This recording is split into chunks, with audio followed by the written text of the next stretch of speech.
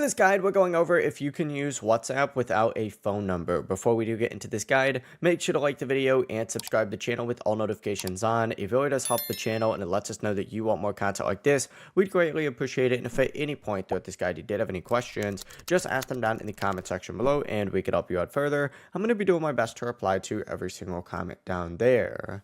Now, to use WhatsApp, normally you are going to need a phone number, but when you do open up WhatsApp for the first time, you hit agree and continue, and it's going to ask you to enter in that phone number. This is required to verify your account. If you already have a WhatsApp account set up on another phone, you may be able to tap the three dots and choose link as companion device instead. This will let you use WhatsApp on another device without setting it up as a brand new account.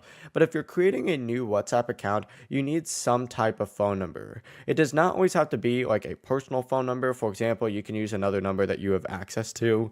For example, like a Google Voice number or a number from a texting app, as long as it can receive a verification code. Just enter in that number during a setup, receive the code, and verify it in WhatsApp.